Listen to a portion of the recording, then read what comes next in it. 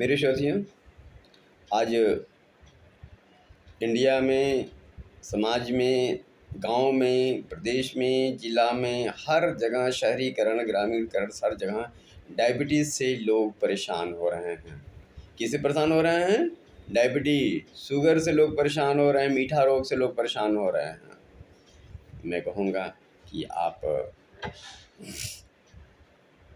जामुन, करेले का जूस पिएं।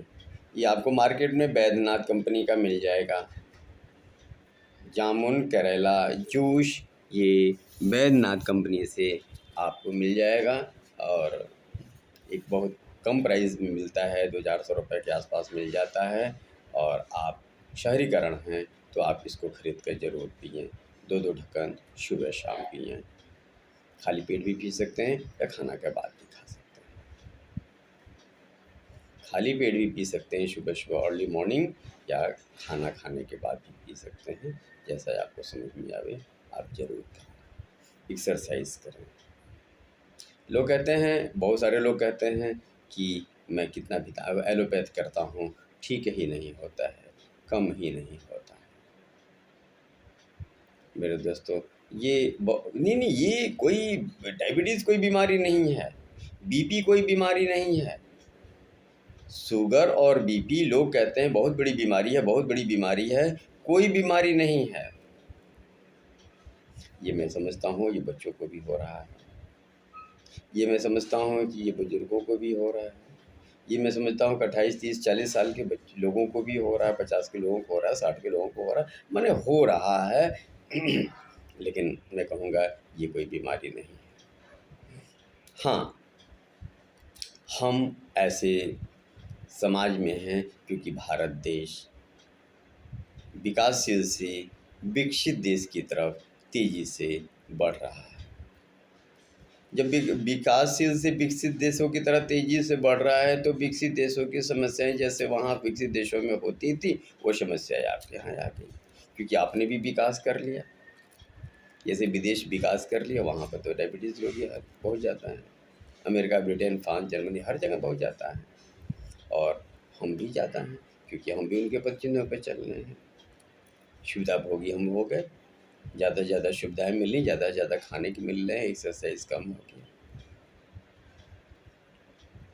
जब एक्सरसाइज कम हो गया तो स्वाभाविक है ये होगा। अब आज की स्थिति क्या है, हम सिर्फ खाने पर ध्यान देते हैं कि कितना ज़्यादा खाएं, कितना अच्छा खाएं, कितना मीठा खाएं, कितना दूध दही खाएं। क्या आपने पता चला कि वो जितना भी हम खाते हैं क्या उसका यूज होता है, क्या हमारी बॉडी एब्जॉर्ब कर पाती है? पर खाए जा रहे हैं, खाए जा रहे हैं, खाए जा रहे हैं, खाए जा रहे हैं, सोए जा रहे हैं, बैठे जा रहे हैं। कुछ चलना हो रहा है तो गाड़ियों का उपयोग करते हैं, क्योंकि हमारे इंडिया में महंगाई नाम की चीज़ नहीं है। छोटी छोटी बातों में हम गाड़ियाँ निकाल लेते हैं, 2 पहिया पेट्रोलियम गाड़ी निकालते हैं, 2 पहिया 4 पहिया, या कुछ नहीं तो साइकिल का उपयोग करते हैं। और पैदल तो चलने की कोशिश ही नहीं करते हैं कि ज़्यादा से ज़्यादा पैदल चलें। जापान में देखिए ज़्यादा से ज़्यादा लोग पैदल चलते हैं। डायबिटीज़ को भगाना है, डायबिटीज़ को भगाना है तो 3 टाइम खाना खाना है और 3 टाइम एक्सरसाइज करने हैं। 3 टाइम खाना खाना है और 3 टाइम एक्सरसाइज करने हैं, चाहे चल के, चाहे जिम में, चाहे जैसे में व्यायामशाला में। हमें 3 टाइम सुबह, दोपहर, शाम हमें एक्सरसाइज करनी है। कहते हैं मेरे दोस्तों, यदि कोई चीज़ है, जैसे आप रुपए कमाते हो, आप खर्चा न करो तो क्या हो जाएगा? बैंक बैलेंस बढ़ेगा। और सारा और पूरे पैसे जेब में रखो तो जेब फट जाएगी, और 2-3 महीने के पैसे जेब में रख लो तो जेब फट जाएगी। वही कारण है कि आप खाने के लिए तो 4 टाइम खाते हो, 10 टाइम खाते हो, जब मिलता तब हाय हाय हाय हाय खाए जाते हो, खाए जाते हो, खाए जाते हो। जो भी मिलता है खाओ, जो भी मिलता है खाओ, ना कहने की आदत नहीं है। सामने आया कि टूट पड़े खाने पर। शादियों का दौर होता है तो समझ में आता है कि खा लेते हैं, देखा जाएगा एक दिन में क्या चला जाता है। शादियों में भी सबके साथ अपना पूरा का पूरा प्रोग्राम आप में मटेरियल सब खाते की कोशिश करते हैं। अब भूल जाते कुछ समय के लिए मैं डायबिटीज़ का पेशेंट हूँ, मैं बीपी का पेशेंट हूँ। तो आप मैं कहूँगा कि आप बैद्यनाथ का करेला जामुन जूस आप पिए, 2-2 ढक्कन सुबह शाम पिए। और नहीं समझ में आता है तो घर पे भी करेले जामुन की पत्तियाँ हैं, उसके फल हैं, उसके पाउडर्स हैं, आप बना कर के खाएँ।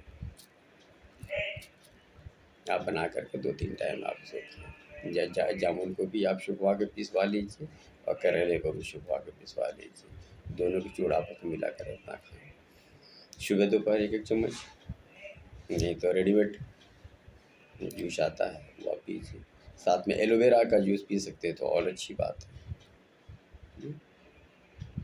तो ठीक है मेरे दोस्तों, इसी के साथ मैं बंद कर रहा हूँ और आप चिंता छोड़ो, सुख से जियो। आप टेंशन की बातें मत लीजिए, टेंशन ख़त्म कीजिए। आधा टेंशन से ही जो डायबिटीज़ बढ़ती है, लेकिन मैं कहूँगा टेंशन मत लीजिए।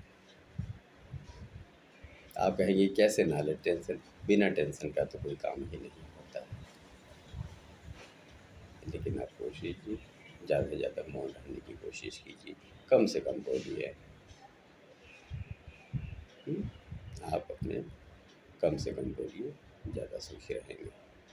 टेंशन मत लीजिए, तो घर में सारे सदस्यों को अपनी जिम्मेदारी निभाने के लिए मौका दीजिए। सारी समस्याएँ अपने कंधों पर लेकर के मत चलिए। अच्छी बात है। अच्छा तो ठीक है मेरे दोस्तों, आप करेला जामुन का जूस 2 टाइम, ज़्यादा हो तो तीसरे टाइम बीच में भी आप ले लीजिए। और 2-3 टाइम एक्सरसाइज है, टहलना है, जिम जाना है, व्यायामशाला जाना है। आपकी डाइटिंग 15 दिन के अंदर कंट्रोल हो जाएगी।